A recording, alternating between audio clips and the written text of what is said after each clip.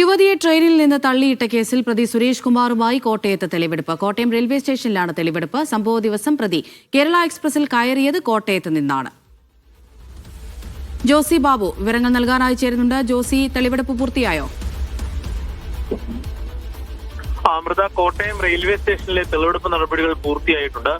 അല്പം മുമ്പാണ് തിരുവനന്തപുരത്തു നിന്നുള്ള അന്വേഷണ സംഘം പ്രതി സുരേഷ് കുമാറുമായി കോട്ടയം റെയിൽവേ സ്റ്റേഷനിൽ എത്തിയത്. സംഭവം നടന്ന നവംബർ 1 കേരള എക്സ്പ്രസിൽ കോട്ടയത്ത് നിന്നുമാണ് സുരേഷ് കുമാർ കയറിയത്.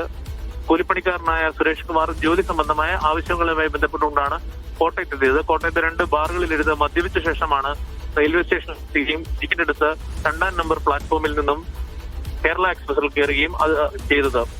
അതിന് പിന്നാലെ വർക്കലയിൽ വെച്ചാണ് ഈ പെൺകുട്ടിക്ക് നേരെ ആക്രമണം ഉണ്ടായത്. അന്ന് നടന്ന സംഭവത്തിന്റെ ഒരു പുനരാവിഷ്കരണമാണ് തെളിവെടുപ്പിലൂടെ അന്വേഷണ സംഘം ലക്ഷ്യമിടുന്നത്.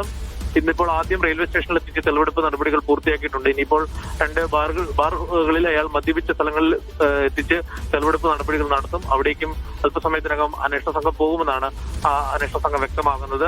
അതിനുശേഷം ഇന്ന് തന്നെ പ്രതിയുമായി തിരുവനന്തപുരത്തേക്ക് മടങ്ങുകയും ചെയ്യും. പ്രതി കൂസലില്ലാതെ സംഭവ ദിവസം നടന്ന കാര്യങ്ങൾ ടിക്കറ്റ് എടുക്കുകയും അതോടൊപ്പം വിശ്രമിക്കുകയും ചെയ്ത അടക്കമുള്ള കാര്യങ്ങൾ പോലീസിനോട് വിവരിച്ചു. എല്ലാവരും യാത്രക്കാരടക്കം റെയിൽവേ പ്ലാറ്റ്ഫോമിൽ ഉണ്ടായിരുന്നവരെല്ലാം വളരെ ആശങ്കയോടെയാണ് ഈ പ്രതിയെ അവിടെ എത്തിച്ച കാഴ്ച വളരെ ഭീതിയോടെയാണ് നോക്കിക്കാണുകയും ചെയ്തത്. എന്തായാലും 1/2 മണിക്കൂറോളം നീണ്ട തെളിവെടുപ്പ് നടപടികൾ ഇപ്പോൾ പൂർത്തിയാക്കി അന്വേഷണ സംഘം പ്രതിയുമായി അതിരമ്പുഴയിലെ ബാറിലേക്ക് തിരിക്കുകയാണ്. അമൃത.